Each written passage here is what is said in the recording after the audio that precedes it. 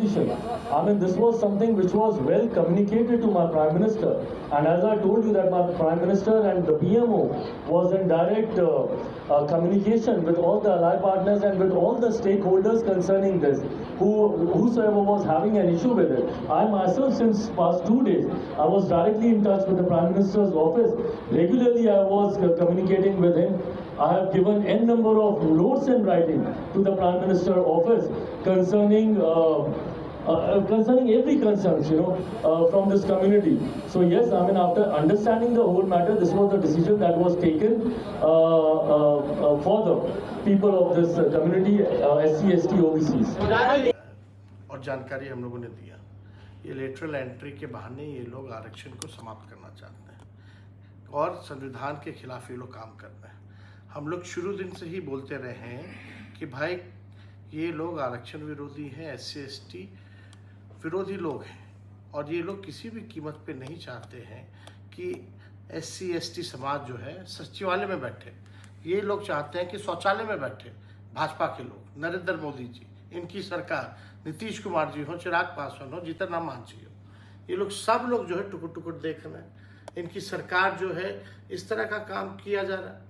आपका civil services है, आयोग बना हुआ है, उसके जरिए UPSC है, सब चीज़ है, IAS IPS की बहाली का प्रक्रिया है, उसके थ्रू होता है, परीक्षा होती है, उसमें आरक्षण के प्रावधान दिए गए हैं और ये लोग लेटरल के बहाने जो है आरक्षण को ही खत्म कर देना चाहते हैं। बताइए, बिना किसी परीक्षा के, बिना किसी आरक्षण के IAS और IPS भर्ती हो जाएंगे? यानी ये पूरा जो है संघ के लोगों को जो है भरने का प्रयास किया जा रहा है। इसका हम लोग पूरा कड़ा विरोध करते हैं और दुख की बात है कि ये देखिए, एक बार ही नहीं, सिर्फ लेटरल एंट्री की बात ही नहीं, सिर्फ IAS IPS की नहीं, ये एग्रीकल्चर कृषि विभाग ने जो है ये चिट्ठी निकाली है और इस चिट्ठी में साफ तौर पे देखिए वैकेंसी नोटिफिकेशन, यानी एकल पत्र के बहाने जो है इन लोगों ने जो है आरक्षण खत्म करने का प्रयास किया। इस पर साफ तौर पे लिखा है, all the vacancies are unreserved, reservation orders are not applicable. ये तो हर जगह, ये हर डिपार्टमेंट में हो रहा है और हमको तो बड़ा दिक्कत हो रहा है। OBC शिवराज चौहान जो है OBC कैटेगरी से आते हैं, वो खत्म कर रहे हैं। नरेंद्र मोदी जी अपने आप को पिछड़ा का बेटा बोलते हैं, शिवराज चौहान पिछड़ा का बेटा बोलते हैं और ये हर जगह आरक्षण खत्म किया जा रहा है। ये लोग संघ के इशारे पे काम कर रहे हैं और संघ के लोगों को भरना चाहते हैं इन सब जगहों पर। जानकारी आप लोगों के साथ साझा करना चाहता हूं, जिसके लिए हमारे सांसद आदरणीय अरुण भारती जी ने जो जानकारी के लिए आप लोगों के साथ ये प्रेस वार्ता भी बुलाई थी, मैं तो बीच में ऐसे ही आ गया। अभी थोड़ी देर पहले मुस्लिम वर्ग से आने वाले अलग अलग संगठनों के रिप्रेजेंटेटिव्स के साथ हम लोग की एक बड़ी बैठक हुई, बड़ी मुलाकात हुई। उसकी भी जानकारी आपके समक्ष अभी थोड़ी देर में ही पूरी विस्तार से साझा कर दी जाएगी। अलग अलग संगठन के लोग, उनके प्रतिनिधि इस बैठक में शामिल हुए। वक्फ बोर्ड का मामला आप सबके संज्ञान में है। इसके संशोधन को लेकर एक विधेयक कुछ दिनों पहले भारत की संसद में आया था और उस वक्त भी मेरी पार्टी लोक जनशक्ति पार्टी रामविलास ने प्रमुखता से सरकार के समक्ष ये सुझाव रखा था कि इसको लेकर मुसलमान समाज में किसी तरीके की कोई गलत भावना ना जाए। विपक्ष जो तुरंत हिंदू मुस्लिम करने का प्रयास करता है कि अरे देखिए, मुसलमानों को प्रताड़ित करने के लिए, उनको तंग करने के लिए फिर ये बिल ले आए, ऐसी कोई धारणा समाज के किसी वर्ग में नहीं जाए, इसके लिए एक कमेटी का गठन कर दिया जाए और इस बिल को उस कमेटी को रेफर कर दिया जाए ताकि वहां पे तमाम स्टेक होल्डर्स को अपनी बातें रखने का मौका मिलेगा। ऐसे में मुझे खुशी है, कैबिनेट में भी मैंने इस विषय को रखा था, ऐसे में मुझे खुशी है कि सदन में इस बिल को इंट्रोड्यूस करने के बाद तुरंत एक JPC का गठन किया गया, ज्वाइंट पार्लियामेंट्री कमेटी को गठित करते ही तुरंत इस बिल को उस कमेटी में रेफर किया गया। इस बिल में अलग अलग दलों के प्रतिनिधि हैं जिनको मौका मिलेगा अपनी दल की तरफ से इस संशोधन विधेयक में अपनी बातों को रखने का। और उसी कमेटी में लोक जनशक्ति पार्टी रामविलास की तरफ से हमारे जमुई सांसद अरुण भारती जी भी उस समिति के सदस्य हैं। आज कई ऐसे मुस्लिम संगठन के नेता हम लोगों से मुलाकात करके गए जिन्होंने इस संशोधन विधेयक में अपने सुझावों को हम लोग के समझ रखा, जिसको कमेटी में, ज्वाइंट पार्लियामेंट्री कमेटी में पार्टी के तरफ से अरुण भारती जी मजबूती से रखने का काम करेंगे। उन्होंने कई बिंदुओं पर अपनी चिंताएं भी दर्ज की, कई बिंदुओं पर उन्होंने अपने सुझाव उन्होंने रखने का काम किया।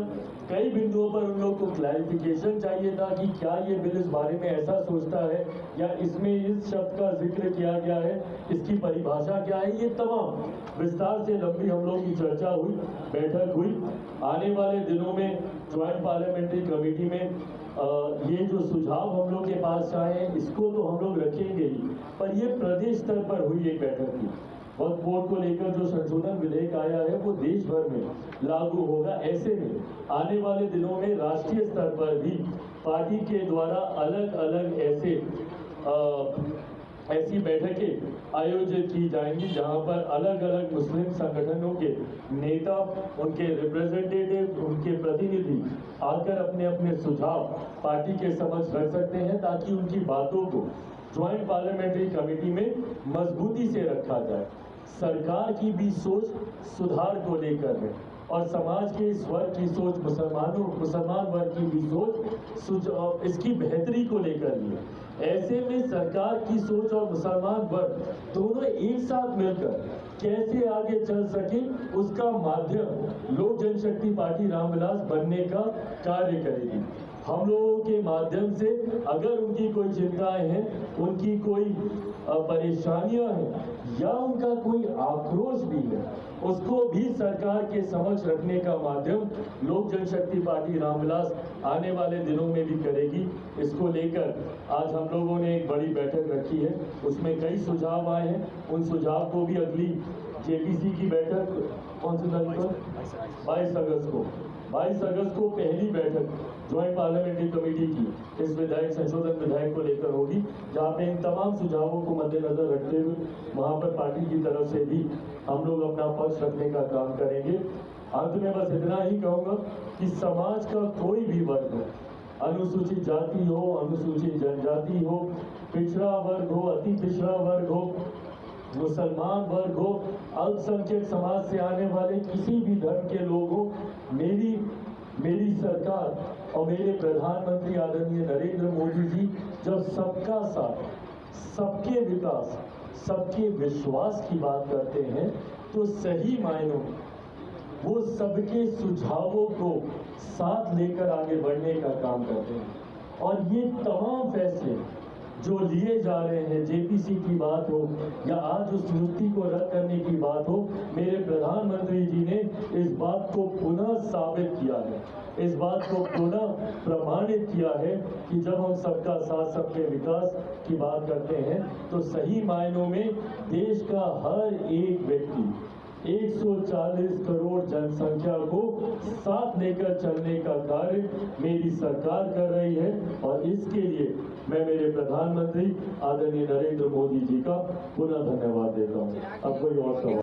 जितना भी महत्वपूर्ण पद है, जहाँ डिसीजन मेकिंग, पॉलिसी मेकिंग होता है, वहाँ ये लोग नहीं चाहते हैं कि कमजोर तबका जो है, जो रिजर्व कैटेगरी में जो लोग आते हैं, पिछड़े हों, अति पिछड़े हों, दलित हो, आदिवासी हो, ये लोग जो है अहम पद पर ये लोग बैठे, ये खत्म करने की साजिश है। और चिराग पासवान क्या कर रहे हैं, जीतन राम मांझी क्या कर रहे हैं, इनके बदौलत सरकार है, टुकुर टुकुर देख रहे हैं लोग। इन लोगों को तो त्याग दे देना चाहिए, इस्तीफा दे देना चाहिए। और मांझी जी क्रीमी लेयर के सपोर्ट करते हैं, क्या बात है। तो आप अपने बेटे को अपने क्यों बैठे? अब बाई इलेक्शन होगा तो फिर उनका परिवार का लोग को लड़ाएंगे चुनाव, आप क्यों नहीं त्याग कर रहे हैं? ये दोहरी नीति नहीं चलने वाली है। और इसमें सबसे ज्यादा चेहरा उजागर हुआ है चिराग पासवान और जीतन राम मांझी का। चिराग पासवान जी क्या कर रहे हैं? हाँ में हाँ मिला रहे। आज उनके पिताजी होते तो ये ऐसा होने देते, इसका कड़ा विरोध करते। रामविलास पासवान जी ने माइनॉरिटी के सवाल पर इस्तीफा देने का काम किया था। चिराग पासवान क्या कर रहे हैं? खाली मलाई खा रहे हैं सरकार में बैठ करके। बंगला दे देगा, सिक्योरिटी दे देगा, उसी में ये लोग खुश हैं। घर बर्बाद कर दिया, अब ये लोग संविधान को खत्म कर रहे हैं, ये लोग टुकुर टुकुर देख रहे हैं।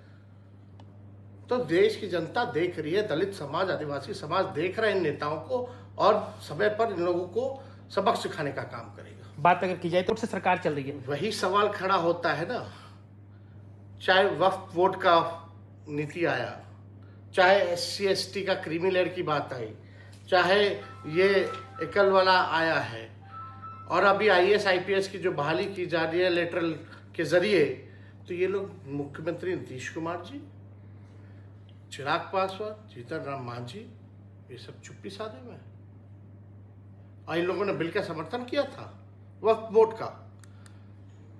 तो ये लोगों का असली चेहरा जो है उजागर हो गया है। ये लोग केवल चाहते हैं कि इनका मलाई सरकार में बैठ के खाते रहो, चाहे हमारा लोकतंत्र खत्म हो जाए, आरक्षण खत्म हो जाए, संविधान खत्म हो जाए। एक समय था जब नीतीश जी कहते थे कि सबसे बड़े हिमायती वही हैं, EBC हो, SC/ST हो, अति पिछड़ा हो, OBC हो। आज जो भी कुछ हो रहा है तो फिर नीतीश जी क्यों नहीं बोल रहे हैं? आपको क्या लगता है इसके पीछे क्या रीजन? नहीं, अब इसके पीछे तो अब क्या बताएं, उन लोगों को अपना बस मलाई खटना है सरकार में। और नीतीश कुमार जी तो थक चुके हैं, उनसे कुछ होने वाला नहीं है, संभाल नहीं रहा बिहार। आज ऐसे जगह पे बैठे हैं जो फैसला हम लोगों ने महागठबंधन ने लिया था 75% आरक्षण बढ़ाने का, उसको शेड्यूल 9 में डालने का, उस पर आज तक चुप है, मुंह में दही जमा के बैठे हुए। छुपाएगा और दूसरों पर उंगली उठाएगा। अगर कोई महिला के साथ अत्याचार NDA शासित राज्यों में होता है तो विपक्ष सदन नहीं चलने देगा, पर अगर बंगाल में इतनी बड़ी घटना घट जाती है तो किसी के मुंह से आवाज नहीं निकलती। विपक्ष की कोई एक महिला सांसद, कोई एक सांसद मुझे बता दीजिए जिन्होंने इसके ऊपर बोला हो। TMC जिनकी महिला मुख्यमंत्री है बंगाल में, आवाज नहीं निकली उनकी, किसी एक सांसद ने इसके ऊपर कुछ बोलना जरूरी नहीं समझा। और बाकी राज्यों में घटी घटनाओं के ऊपर ये लोग सदन नहीं चलने देते। मैं खुद मानता हूं, घटना किसी भी राज्य की हो, किसी भी सरकार की हो, उसकी कड़ी से कड़ी निंदा की जानी चाहिए और उन सरकारों को कटघरे में खड़ा किया जाना चाहिए। मैं तो हर सरकार के ऊपर सवाल खड़े करता हूं, मणिपुर की घटना हो या जहानाबाद की घटना हो, मुजफ्फरपुर की घटना हो, पर मैं बंगाल की घटना पे भी बोलता हूं। क्यों नहीं विपक्ष बोलता इन सारी चीजों के ऊपर? अगर हम लोग सेलेक्टिव क्रिटिसिज्म करेंगे, अपनी सरकारों को बचाएंगे, दूसरी सरकारों के ऊपर उंगली उठाएंगे, तो इसी तरीके से आपराधिक गतिविधियां बढ़ती रहेंगी, असामाजिक तत्व इसी तरीके से घटना को अंजाम देते रहेंगे। और यही इन्होंने इस विषय में भी करने का काम किया। लेटरल एंट्री अपने जमाने की इनको याद नहीं आती और हमारी सरकार पे तुरंत उंगली उठाने के लिए ये लोग तैयार हो गए। आज हमारी सरकार ने इस विषय को, इस ड्यूटी को रद्द कर पुनः अपनी प्रायोरिटी, अपनी प्राथमिकता, अपना समर्पण समाज के अनुसूचित जाति, जनजाति, पिछड़ा वर्ग के प्रति पुनः दोहराने का काम किया है। मैं इसके लिए अपनी तरफ से, मेरी पार्टी लोक जनशक्ति पार्टी रामविलास की तरफ से मेरे प्रधानमंत्री आदरणीय नरेंद्र मोदी जी का कोटि कोटि धन्यवाद करता हूं, उनको बधाई देता हूं और पूरे समाज की तरफ से उनका धन्यवाद करता हूं।